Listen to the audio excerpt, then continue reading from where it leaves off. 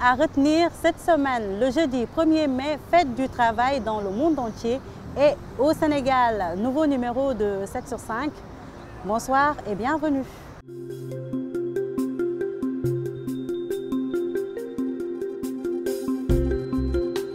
Je vous le disais tout à l'heure, ce jeudi c'était le 1er mai, fête du travail, journée de commémoration mais aussi un moment de lutte et de solidarité face aux nombreuses menaces qui pèsent sur l'emploi et la liberté syndicale.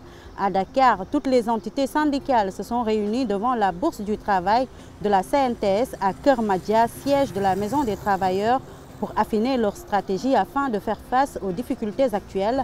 L'après-midi, le président de la République, Bassirou Diomaye Diakhar Faye, a reçu les cahiers de doléances des centrales syndicales, des moments d'échange sur les défis qui interpellent le monde du travail. À cette occasion, il a également appelé les partenaires sociaux et les employeurs à s'unir devant l'essentiel, la concertation et le dialogue constant entre les deux parties.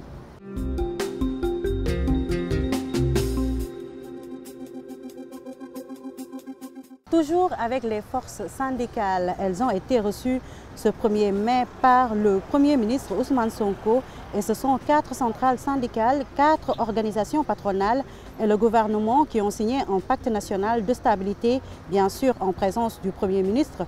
À cette occasion, le chef du gouvernement s'est d'ailleurs engagé à respecter scrupuleusement les engagements pris par l'État du Sénégal.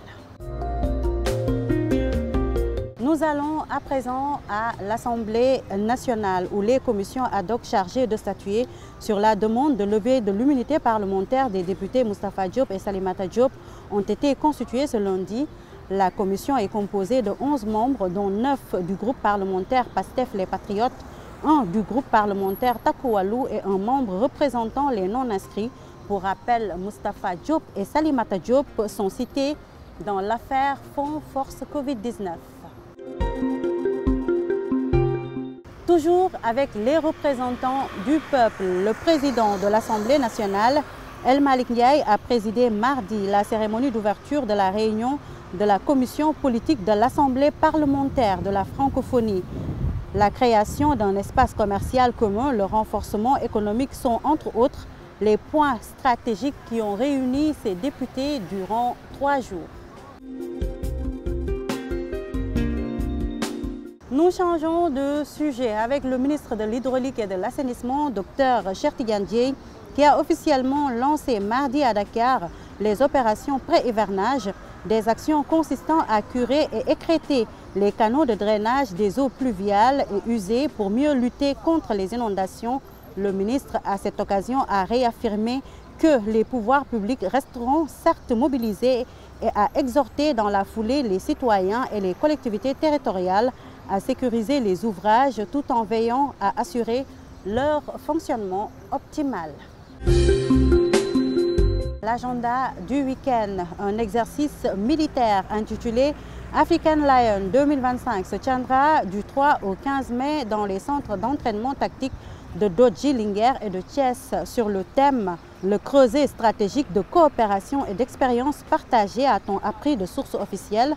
Organisée conjointement par les forces armées sénégalaises et les États-Unis d'Amérique.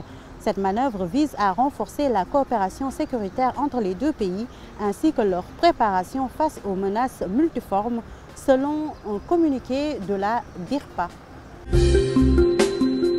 Vous avez certainement reconnu la mythique place de l'Indépendance. C'était tout pour ce numéro de 7 sur 5. Rendez-vous la semaine prochaine. Mais en attendant, veuillez suivre avec moi la vue de la semaine. Excellent week-end. Au revoir.